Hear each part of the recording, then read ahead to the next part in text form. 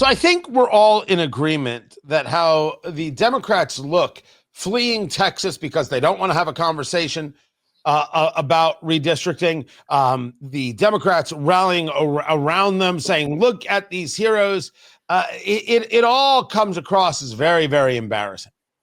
But there are political fallouts to all things, sometimes minimal, sometimes very, very large. One way or another, there's a win, there's a loss. Very rarely are things just kind of meh.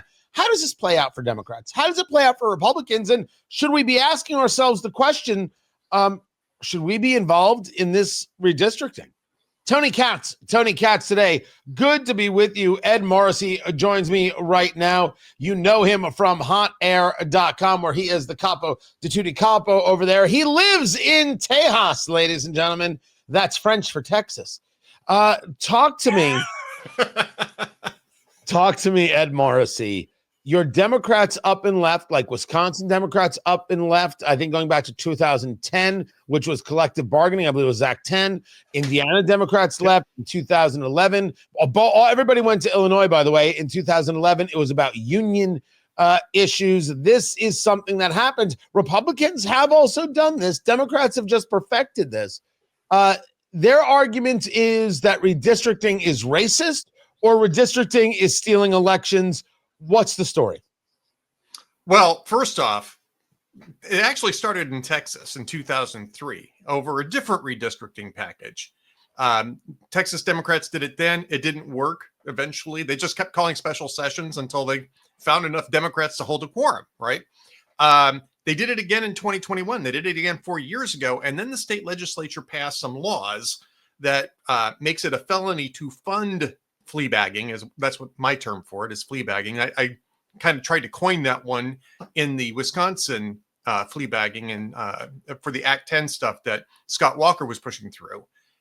So they've done this now. This is the third time that Texas Democrats have done this. And one of the things that Republicans are now trying to argue is that if Democrats refuse to show up for a duly called special session, because the governor has the authority to call a special session, if they refuse to show up, that they have abandoned their offices and those seats should be declared vacant. That's what's happening right now. Greg Abbott and Ken Paxton are separately working that issue. They want to go to the courts and have these seats declared vacant. Greg Abbott being the governor, Ken Paxton being the attorney general. Right now, they're acting a little bit at cross purposes. And there's a bunch of technical issues that are involved in that, but they both have basically the same end goal, which is to start vacating these offices. And if you vacate enough of them, the number for the quorum drops, and eventually it gets to the point where Democrats simply can't obstruct the legislature any longer. So that's what they're trying to do right now. My understanding is that a couple of the Democrats returned, I think, yesterday. I'm not necessarily sure why, but it's not enough to get a quorum yet. And so they're back for whatever reason they're back. And they were brought to the chamber and forced to show that they were there in order to take a record of it. The House has authorized warrants, civil arrest warrants for the fleabaggers, so they can be arrested and brought to the chamber. The legislature has that authority, but there's a deadline for Friday morning. So technically speaking, those warrants aren't quite yet active because the House Speaker gave a Friday 9 a.m. deadline as part of the technical issues that's going back and forth between Abbott and Paxton. And that's the reason why courts probably won't get involved until at least that point in time, because courts don't like to get involved in political disputes between the other two branches of government. They prefer them to work that stuff out for themselves. But at some point, the courts may have to step in and say, look, if you don't show up, you've abandoned your office and it can be declared vacant. At which point I would assume that the Democrats will start returning to Texas. That's a pretty strong assumption. Talking to Ed Morrissey of hotair.com. Let's now dig into a little deeper of the why. This is about redistricting, which is not something that is unusual. It happens every 10 years post-census. But this is about the mid-decade redistricting, which is certainly rarer, but is not unheard of. The argument from the Democratic Party is what? The argument is that it's illegitimate, and that the reason why they're doing it is to undo racially constructed districts so that minority representation in Congress could be increased. This is part of the whole 1964 Voting Rights Act and how the courts had been involved in redistricting. The problem with this is that the Biden administration tried to intervene in redistricting, I believe it was 2 or 3 years ago, and ended up losing that battle in court, which then sort of opened this up. By the way, Democrats in New York have tried to do mid-cycle redistricting twice already since the 2020 census. So it's a little rich to hear from Democrats that is somehow illegitimate. And I think that's where the point needs to be, Ed. We could all agree on a couple things. We could all agree that the way we draw districts is criminally insane. It looks like two octopi humping in a lot of these districts. It's tentacles everywhere. It's nuts. We could agree. We would love a system. Here's a grid. Bloop, it's done. And so the district doesn't move on to you. You move into or out of a district. But that isn't the way it is right now. Gerrymandering, as we call it, happens in all of these places. So that's number one. And number two is what we're hearing from the political left is that somehow what they're doing, what Republicans are doing in Texas is illegal or it is against the rules. And what we're hearing from you is absolutely no part of that is true. No, it's not illegal. It's not against the rules. It's a political, it's a political decision, right? They're making a political decision to redistrict. The legislature has the authority to redistrict at any time. So the way that you deal with that is you have a legislative session which is focused on that. People propose bills and you go back and forth amendments and all this kind of stuff. And if you think that the outcome is illegitimate, you take it to court. Now, this is not news. This has been going on for decades. The problem for Democrats is in the states that they control, they have passed that authority along to supposedly independent commissions that are stacked by Democrats to produce heavily gerrymandered maps. I mean, the irony of this is that they fled to Illinois, which has got one of the worst gerrymandered states in the country. It's not the worst. I think Maryland is actually worse in terms of representation, but Illinois is right up there. And so they all fled to Illinois on a private jet in order to obstruct the democratic process in Texas. People elect representatives to the state legislature to deal with these issues. That's representative democracy, and they are throwing sand in the gears of representative democracy. Whether or not you like the product or not, they're obstructing democracy, and that's the reason why Republicans are escalating this rapidly.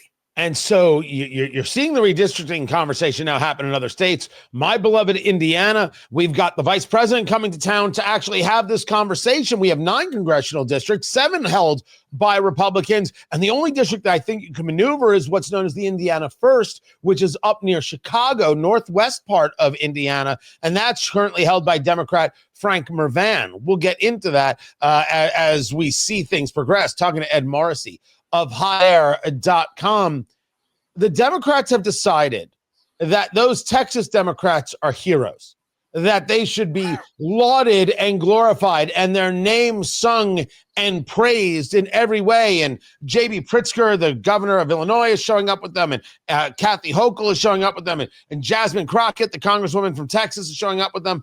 And then CNN got to, of course, the greatest voice Texas ever produced, and that is Beto O'Rourke to chime in. Yeah. Listen to this.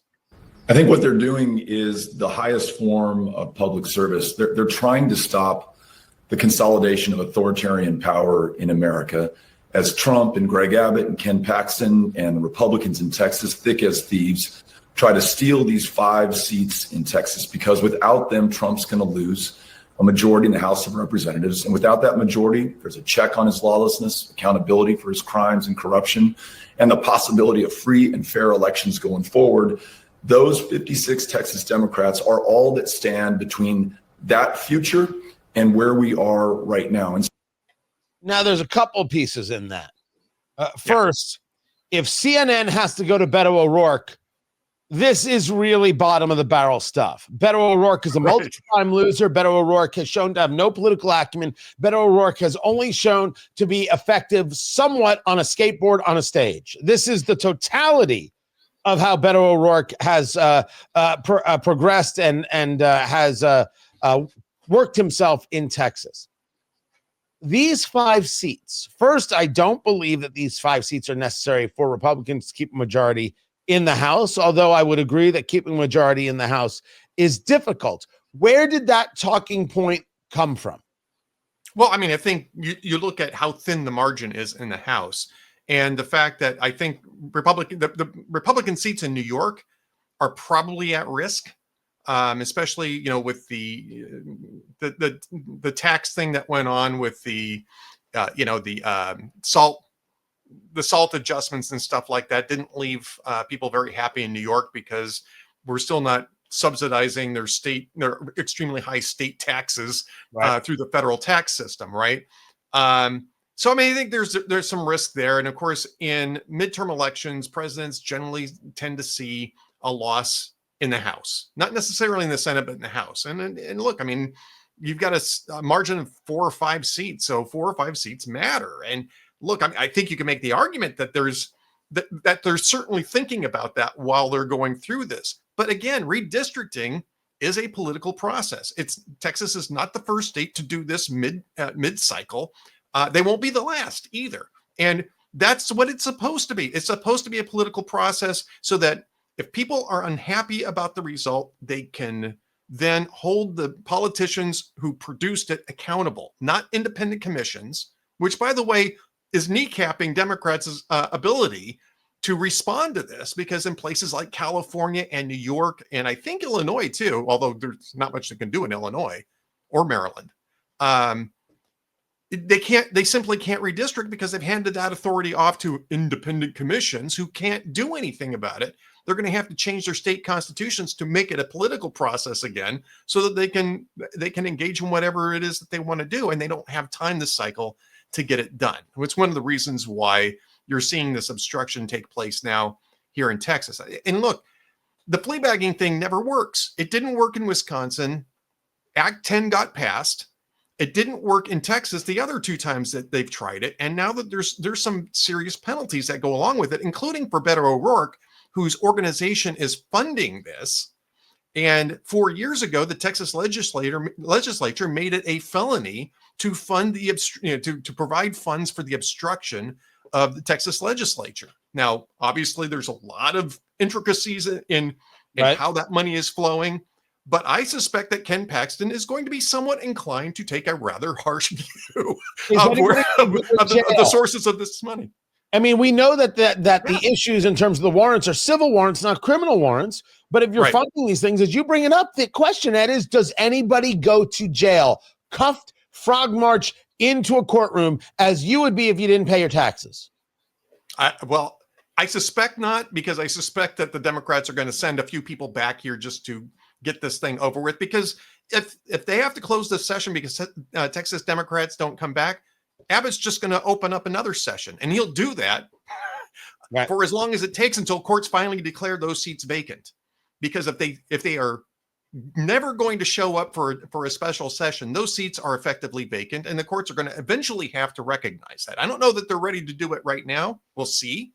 But I suspect that if there's 2 sessions and they don't show up for the second session, courts are going to be a lot more amenable to the argument that Democrats have abandoned their offices and that those seats are vacant and should be put up for special election. Let's talk about what you get out of it. Talking to Ed Morrissey of hotair.com. Certainly things are done politically for a purpose, and you can argue that there's a gain. You can argue that there's a loss. Very few things keep you just, stagnant. There are statements you can make that don't affect you, but actual actions usually cut one way or another. It's just a question to the varying level of degrees.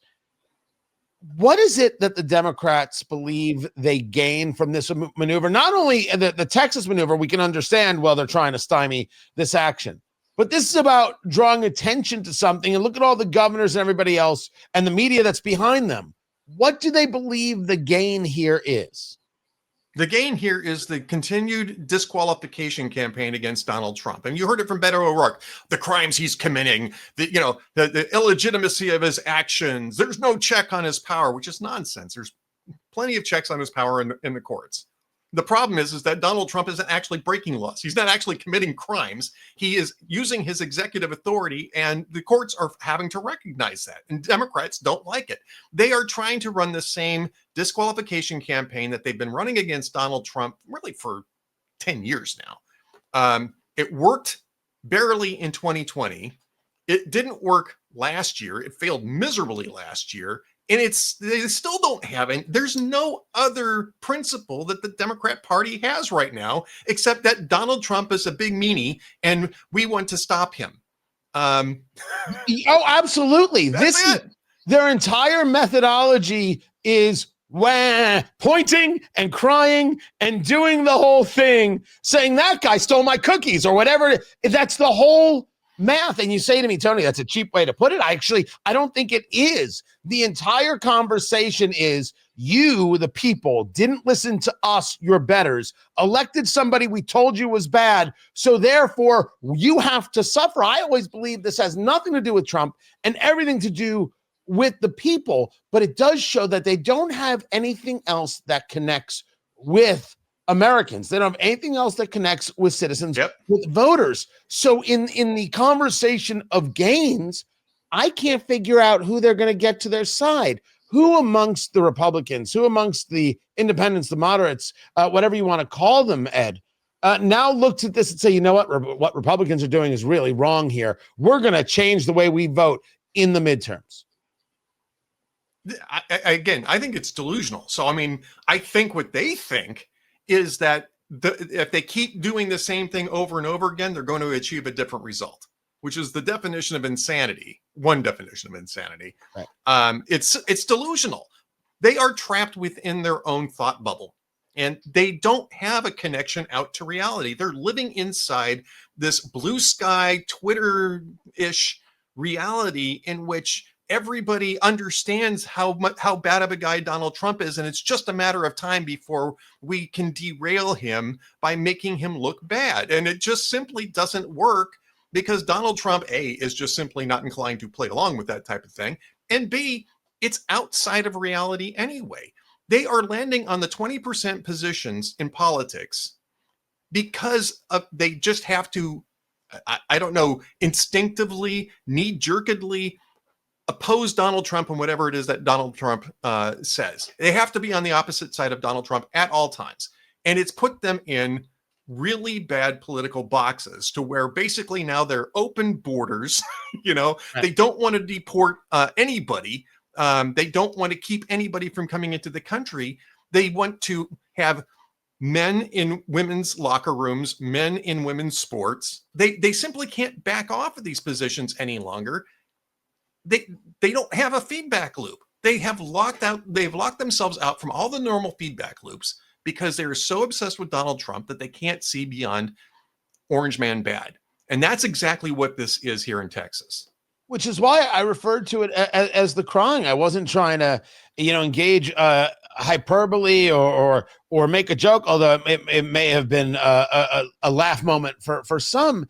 It really is pointing at the other guy and saying, they took what I want. It is really down to this very, very simplistic, low level type of response, type of reaction. It's what happens when you don't have another message that you can offer. Talking to Ed Morrissey of hotair.com, we should really discuss exactly how detrimental that is for all of us. And I want to get into that. I don't know if you've got the time. I'm gonna keep you around. If you've got time, it's not like you got anything else to do, Ed. This is the greatest moment of your show. It's the greatest moment of my life. Yeah, exactly. Let me, before I get there, talk about the gains for the Republicans. This whole idea of redistricting is a very aggressive move. Never mind a legal move.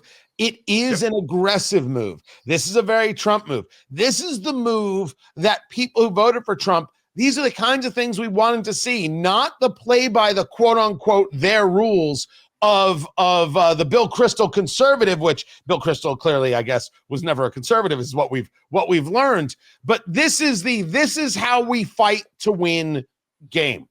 That's what we're seeing here. This is, and we should see it as, an aggressive maneuver. A legal maneuver, fine maneuver, you're right, it's political, but it is an aggressive maneuver. the It win is an here aggressive maneuver. is Yeah. that you can get seats. But maybe the Well, I mean- greater question is, what is the political backlash that could happen? What does the court of public opinion say about these moves regarding redistricting? Well, this is the reason why I think redistricting should always be a political process, right? It's what it was meant to be, because it means that politicians are going to be held accountable for their actions, not independent commissions that operate without any accountability whatsoever, except to whatever power establishment that there is.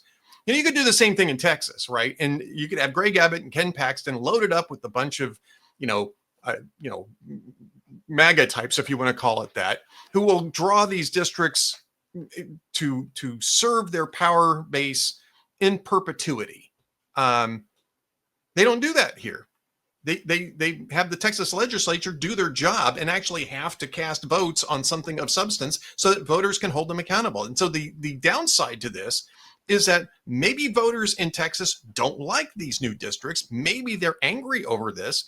And as a result, the Texas legislature has to take some accountability for it. Republicans lose some of their edge here in Texas. It's possible. It's not like there's no Democrats in Texas. There's a lot of them, especially around Houston and Austin. But you would argue possible, but not necessarily probable. I don't know, because look, I mean, it's hard to game something like that out. It depends on how the districts are drawn too. Just because they're saying that they're going to get 5 new seats out of this doesn't mean that they're actually going to get 5 new, U.S. House seats. And they're going to have to deal with the fallout from that in the Texas, apportionment of state legislative seats too. So Right. if you got people who are moving districts and don't like it, they're gonna blame some. It's like that line from The Godfather, So, I'm gonna blame some of the people around this table. They're gonna blame some of the people in the Texas legislature. Well, that was no. That was my lame attempt. And that I will not forgive. Right? I will not forgive. Right? Your impression seemed like you were doing an impression of Hunter Biden doing an impression of Marlon Brando. That was not your best work, Ed. But Not my best work, no. It is an interesting idea that there can be some level of backlash here that the Republicans have to deal with, and they have to make the determination that it's worth it. Talking to Ed Morrissey of HotAir.com, find his work over there. Follow him on the Twitter X, Ed Morrissey, Morrissey. There's 2 R's? Yep, 2 R's, 2 S's. I got that right. I wanted to ask you a question about the future, and it is not for me to spend time worrying about the future of the Democratic Party. That I am not a Democrat. I do worry about the future of the Republican Party being a conservative and Republicans being more populist these days. These are things that I do indeed have concerns with. But there is a worthy question here about where this party is going. This Democratic Party is broken. Chuck Schumer cannot lead. We were fully aware of this. Hakeem Jeffries has proven in the House of Representatives, the congressman from New York, that he cannot lead. My argument was months ago that they have lacked and lost a wartime consigliere. They simply don't, go back to Godfather references, they simply don't know how to fight. These guys are not Vito Corleone. These people are not even Tom Hagen. They can't fight. And everything they grab onto is simply, as you were describing, Trump bad, as opposed to here's a policy that's better for your kids, for your life, for your business, for your future, which I assume comes from being the party of the university professor and not the party of the working class. There have to be some actual Democrats out there who have taken notice of this and are working on this. Have you seen anything amongst any Democrats that have shown you that there's a seriousness in trying to be able to connect again with Americans on subjects that matter to Americans? No, but I will tell you that I see him in some of the affiliated groups, right? There's a really interesting article today in the Free Press about the United Auto Workers. I don't know if you've had a chance to read this. It's very good. Not. The Free Press is actually a really great platform. I highly recommend it to people. It's very interesting. They have all sorts of different opinions. And so it's a good mix. So I recommend it to friends across the political spectrum. I said, you're going to find stuff you don't like and find stuff you like, and that's the way it should be. But this one article talks about this. And the United Auto Workers had a serious decline in membership because of the drop off on auto manufacturing in the United States. And of course, a lot of this work shifted to the South because of union contracts being somewhat corrosive. So about 15 years ago or so, 20 years ago or so, they started bringing in other industries to the UAW in order to bolster their political standing, which was fine, except what they brought in was a bunch of white collar, highly progressive workspaces that has really changed the character of the UAW. And so the UAW went all in on Biden and Harris when most of the auto workers in the United Auto Workers Union turned out to be more supportive of Trump. Right. Their money is getting shifted into these things.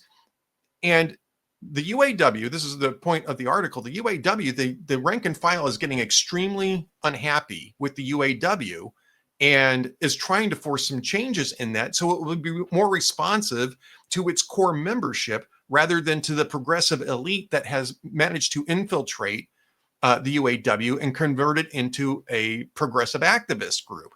I think that that's the type of thing that you're going to have to see first is you're going to have to see these activist groups get seriously challenged before you're going to see the progressive elite establishment start to pay attention. So you're making the argument of talking to Ed Morrissey of hotair.com of the difference between a thermometer and a thermostat. The difference between the two things is that a thermometer measures temperature and a thermostat changes temperature. And regulates politicians are thermometers. The people are the thermostat. The more we talk about an issue, the more they respond to an issue. That's all they do, measuring the temperature, we the people, and then responding to it. So you're making the argument that the thermostat needs to change for the thermometers, the Democratic Party to change. My response to that is the thermometers must all be broken because don't they already see that their party is this fractured thing of literally communist and Islamist supporters in terms of those who support Hamas and hate Israel and push anti-Semitism, and this vestige blue-collar world that would still like to call themselves Democrats, but they've made it impossible because they're the party of elites in the university set and other places, and they hate the blue-collar folk. They need a wake-up call from voters. They don't see it themselves. How is that possible?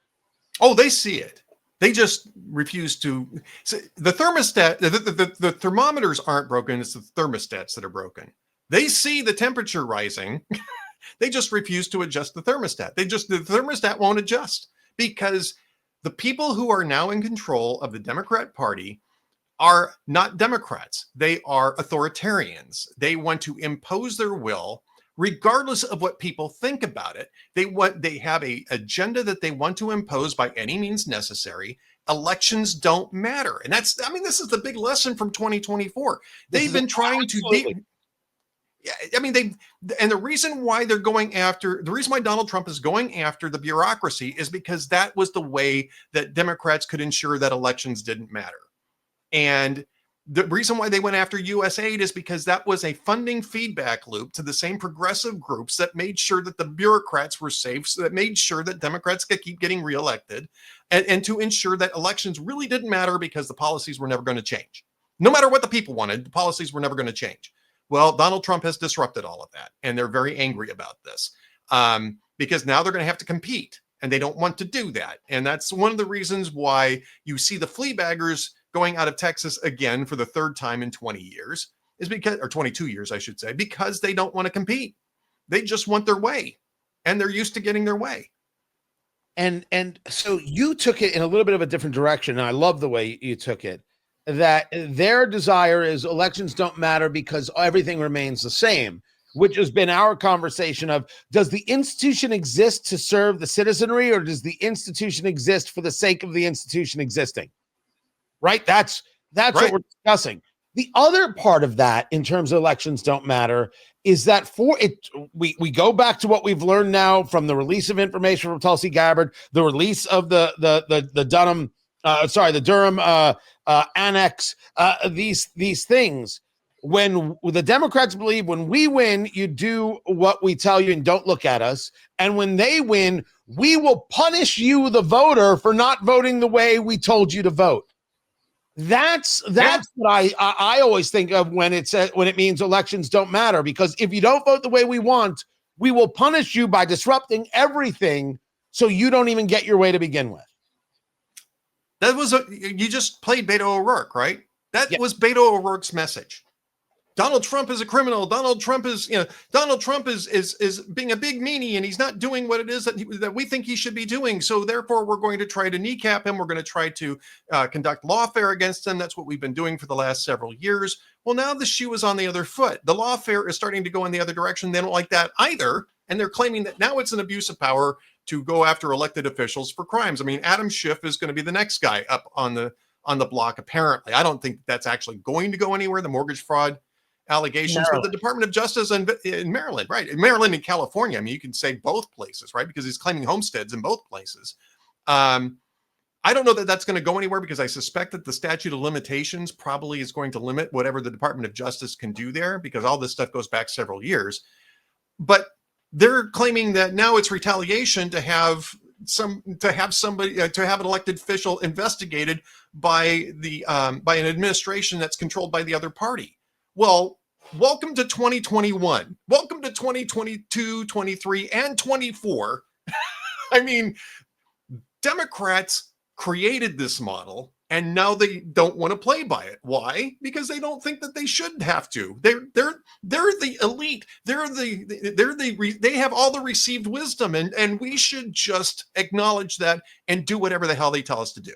That's arrogance. That's what Beto O'Rourke is talking about. That's what Adam Schiff is talking about. That's what the people who are in danger of being indicted over the Russiagate hoax are crying about too. Is that, well, wait a minute, we're the experts. We just served our country, and you're going after us. Well, congratulations. That's the model you guys created. Explicitly, you guys created. Yes. And now you get a chance to live by it. Ed Morrissey. Looks to be you. Put an exclamation point on this thing. Ed Morrissey, hotair.com. I appreciate you being with us. More to get to. I'm Tony Katz.